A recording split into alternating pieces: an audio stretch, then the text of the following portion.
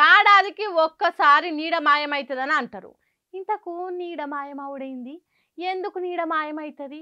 ఒక పక్క వెలుగుంటే ఇంకో పక్క చీకటి ఉండాల్సిందే.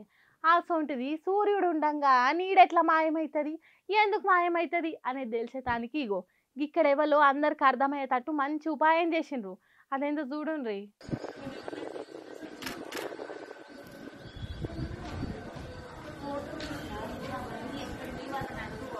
So today we are having, and the next one will be August for blood donor. చూసిండ్రా, దీన్ని జీరో షాడో అంటారు. అంటే సూర్యుడు బరాబర్ నడి నెత్తి మీద ఉంటాడు. అందుకే సూర్యుని కిరణాలు ఆకాశం నుంచి చక్కగా భూమి మీద పడతాయి. అందుకే రంధ్రాలు చేసిన 3 చెక్కల నుంచి ఎలుగు అన్నిటికంటే కిందున్న చెక్క మీద కూడా పడుతున్నది. ఇట్లనే మనిషి మీద సూర్యుని కిరణాలు నిట్ట నిలువున పడతాయి కాబట్టి నీడ అనేది ఆ మనిషి కాళ్ళ కింద ఉంటది తప్ప అటు పక్కనో ఇటు పక్కనో ఉండదు. అందుకే నీడ మాయమైందని అంటారు. నీడ మాయమవుట్లున్న అసలు నిజం అదన్నమాట. ఇట్లా సూర్యుడు ప్రతి ఏడాదికి ఒక్కసారి బరాబర్ నడి నెత్తి మీద పడతాడు కాబట్టి నీడ లేకుండా మాయమైతుంది. సూర్యుడు ఎప్పుడు తూర్పుకే ఉదయించినా చలికాలం కొద్దిగా ఆగ్నేయం దిక్కు, ఎండాకాలం ఈశాన్యం దిక్కు ఉదయించినట్టు అనిపిస్తుంది. ఆగో అందుకే ప్రతి ఏడాదిలో సూర్యుడు ఒక్కసారి నడి నెత్తి మీదకి వచ్చి మన నీడ మాయం చేస్తాడు. మే నెల 10వ తారీఖున 12 గంటల 12 నిమిషాలకు సూర్యుడు నడి నెత్తి మీదకి వచ్చిండు అనేది తెలిసేటట్టు ఇగో గిట్లా చేసిండ్రు. కాబట్టి నీడ మాయమవుట్ల మహిమలేం లేవు, భయపడకుండ్రి అని చెప్తున్నారు శాస్త్రవేత్తలు. ఖతం కరో పాకిస్తాన్ కో ఖతం కరో. ఇప్పుడు దేశం మొత్తం ఇట్లనే అంటున్నారు. దేశ సైన్యానికి అండగా ఉండేటానికి ప్రతి ఒక్కరు 3 రంగుల జెండా పట్టి రోడ్లెక్కి సపోర్ట్ చేస్తున్నారు. ఇదే అదును మంచి గడియలు పాకిస్తాన్ దేశాన్ని ప్రపంచ పటంలో లేకుండా చేయాలి. ఎప్పటికీ ఆ ఉగ్రవాదులతోని మనకి ఎందుకు రపరప. అందుకే భారతదేశం ముందుకు సాగాలి, పాకిస్తాన్ దేశాన్ని పటా పంచలు చేయాలి అన్నట్టు మాట్లాడుతున్నారు. హాగో అట్లా లీడర్లు ర్యాలీలు తీసిండ్రు. ఆ ర్యాలీలల్లో ఎవరెవరు ఏం మాట్లాడిండ్రు అనేది మనం కూడా తెలుసుకోవాలి కదా. చలో మరి. పాకిస్తాన్ ప్రపంచంలో చిత్రపటంలోనే పాకిస్తాన్ కనిపిస్తుంది. మనం 75 సంవత్సరాల నుండి బాగా పెడుతున్నారు. మనం ఇక భరించలేము, మనం ఇక ఓపిక లేదు మనకు. మన సైనికులు మన ఎంతో మంది ప్రాణాలు కోల్పోయారు. ఈ రోజు కూడా మన తెలుగు బిడ్డ మురళీ నాయక్ గారు చనిపోయిన ఆయనకు కూడా పెద్ద ఎత్తున సంతానం. ఆయన మనం ఎంత ఇచ్చిన ఆయన లోటు తీర్చలేము. ఆయన కుటుంబానికి కూడా చెప్తున్న మనం మాత్రం ఇప్పుడు వదిలేదే లేదు. మన భారత సైనికులకు మొత్తం ధైర్యంగా మేము డాక్టర్లము, ఇంజనీర్లము, ప్రొఫెసర్లము, లీడర్లము, మా టిఆర్ఎస్ పార్టీ మొత్తం మీకు మద్దతు ఇస్తుంది. మీరందరూ కూడా పోరాడి ఆ ఉగ్రవాదులను మొత్తం ఖతం చేయాలని కోరుకుంటున్నా. జై జవాన్. చూసిండ్రా, మాజీ మంత్రి మల్లారెడ్డి పాకిస్తాన్ మీద పండ్లు ఎట్లా పటపట గొరుకుతున్నాడో. వదిలిపెట్టొద్దు పాకిస్తాన్ ఫాల్తుగాలను. భారతదేశానికి ఉండే ఉగ్రవాదుల పీడను మొత్తానికే లేకుండా చెయ్యాలి అన్నట్టు మాట్లాడిండు. తర్వాత మాజీ మంత్రి హరీష్ రావు మాట్లాడుకుంటా, మనము సైనికుల్లాగా సరిహద్దుల్లోకి వెళ్లి పోరాడలేకపోవచ్చు, కానీ పోరాడుతున్నటువంటి సైనికుల మనోస్థైర్యాన్ని పెంచే విధంగా వారికి సంఘీభావాన్ని తెలియజేస్తూ ఈ కార్యక్రమాన్ని చేపట్టుకుంటా ఉన్నాం. సైనికులు దేశ సరిహద్దుల్లో పోరాడుతున్నారంటే వాళ్ళు కేవలం భౌగోళికంగా మన భూమిని కాపాడమే కాదు, భారతదేశ వారసత్వాన్ని కాపాడుతున్నారు, భారత సంస్కృతిని కాపాడుతున్నారు, భారతదేశ భవిష్యత్తును నిలబెట్టడం కోసం తమ ప్రాణాలు లెక్క చేయకుండా ఈరోజు సైనికులు పోరాటం చేస్తా ఉన్నారు.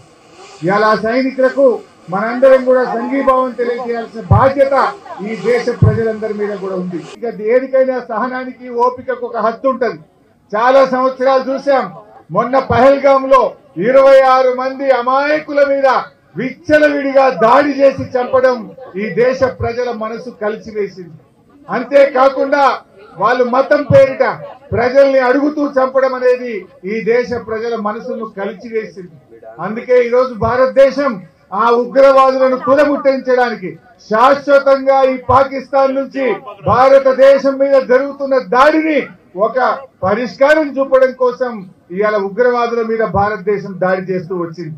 కానీ ఇలా పాకిస్తాన్ ఎన్ని ప్రయత్నాలు చేసినా మన భారత సైన్యం అద్భుతంగా పోరాటం చేస్తూ పాక్ యొక్క కుట్రలను ఎప్పటికప్పుడు కూడా వాటిని ఛేదిస్తూ ఇవాళ ఉక్కిరి బిక్కిరి చేస్తా ఉంది పాకిస్తాన్.